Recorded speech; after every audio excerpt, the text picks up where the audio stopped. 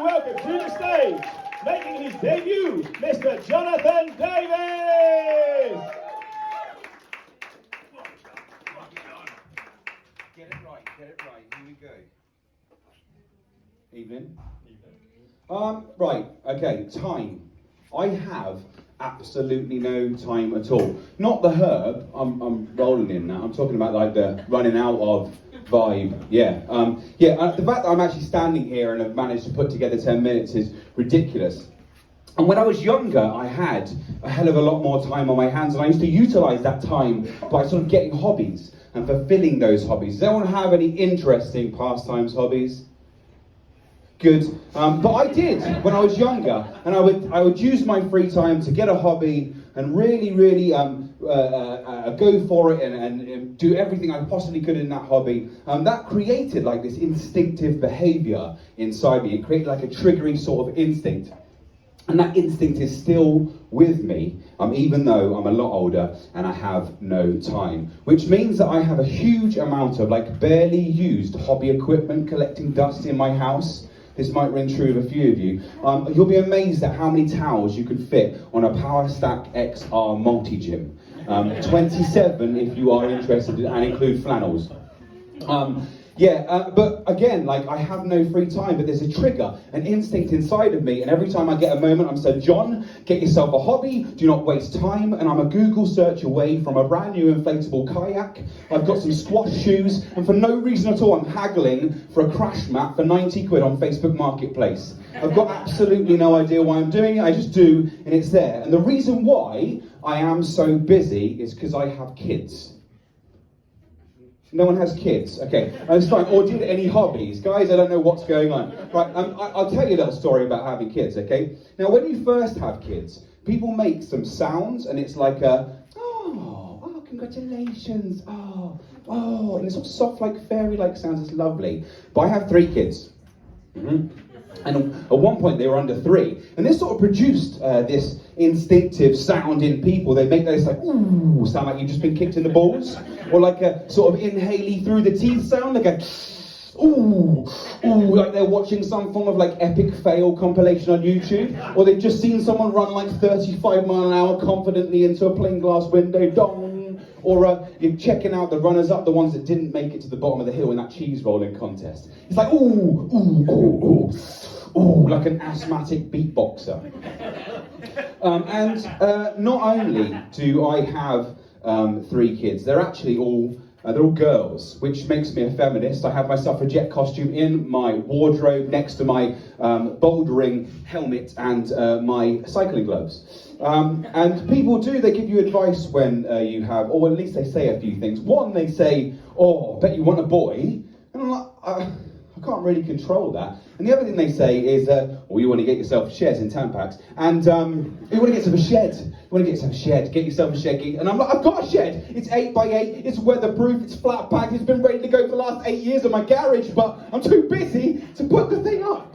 I am. Far too busy. And you know, when you have girls, when you're a dad, you want to protect them, don't you? From perhaps maybe you start thinking about the first time they might bring their boyfriend, or girlfriend, still a feminist, home for the first time. And you're like, I'm not saying you'll overthink it, but sometimes you do. You just like, no one's going to sort of corrupt my little girls. No one's going to, with their holdy handies and their kissy wissies and their touchy wutchies and you know, you just, sometimes you do overthink it a little. It's like, you know, when you're just about to finish work and your boss comes in and says something and you let it go, but you get into your car and you're like, I shouldn't have let it go. Kevin, why did I let it go? Kevin, it's your responsibility to be timetabling right now. It's not my responsibility at all. Have you done it in front of Karen? Karen only started a month ago and I'm supposed to be her superior. For goodness sake, she's undermined in front of me. She's never going to treat me right now. She's never going to have the respect that I deserve. And you're talking to yourself in that rearview mirror on the way home, and you get home and your wife said, I'll make some dinner, and like, you're not hungry because you're angry and you're churning the same argument over and over in your head, and you try to get to sleep, you're tossing and you're turning, and you go, and then you get about 41 minutes sleep, and you're 6 coffees up, and you're back in the car, looking at Kevin's face, and you can only see it in the rearview mirror. You get to work, and you go, fuck you, Kevin!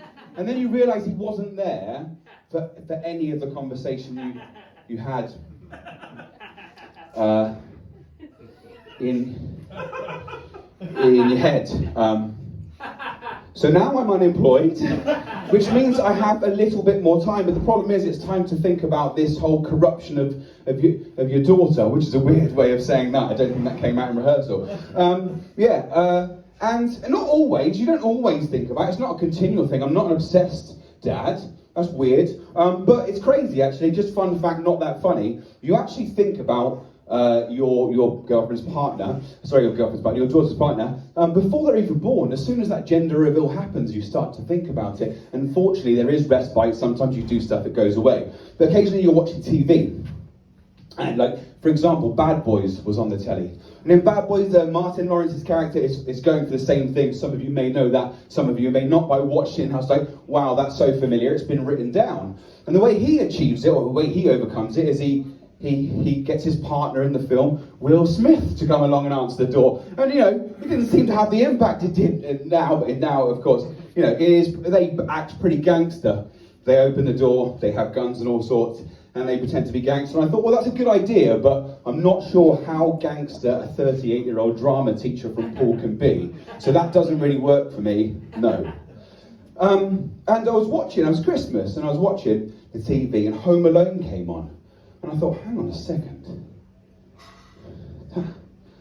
That might just work. If I booby-trap my house, then I'm not culpable, am I? It's not my responsibility if they accidentally hurt themselves in my house. It's not my responsibility. But it doesn't really matter, and I've got time to think about it. That might not work because I banned any boyfriends, girlfriends until they were 23. But crikey, 10 years early, I get the phone call, Dad, I'm bringing my boyfriend round. I jump into action. I'm running around the house. I'm setting up micro machines underneath windowsills. I'm smashing up pool balls, the glass ones I bought special, and I'm putting them under the stairs. I've got the whole iron thing going on. I've got the whole fan set up with the string and the cling film glue and the feathers going on. I've got the paraffin torch going on. I've paused my Sky Q box on that keep the change, you filthy animals bit. It's exactly there. And I've got the paint cans on the string because that's just quality. And I've got soundtrack, that Elfman soundtrack in my head. Ding dong, he's here. I look to the window, it is chucking it down with rain. I'm like, damn, the paraffin torch. It's not going to happen, he's not going to burn his head today. But it's okay, I've got enough traps, that's fine.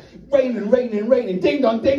Crikey, this guy is impatient. I'm infuriated. I run to the door, I swing it open. And there, in front of me, is my daughter in her coat, with another coat over her head, protecting her hair from the rain. I swing my head to the left, and there is this young man, soaked to the bone, no coat. He has given my daughter his coat just so she can protect her hair. Just so she can... Ladies and gentlemen, chivalry is not dead. This man was a gent. I slammed the door. I ran, I hoovered, I cleaned. I removed the sort of makeshift BB gun from the cat flap. I pressed back up on the Sky Plus box. I sorted absolutely everything. I went to the door. I opened it. I welcomed him in. I introduced him to the cat and the fish. I allowed him to sit in my chair. We spoke for hours. It was a beautiful afternoon. He went home later on that day. My daughter come up to me and I just said, congratulations, what a fantastic choice you've made in Ethan. He is a wonder. She said, Dad, I'm not really interested. I'm not going out with him anymore.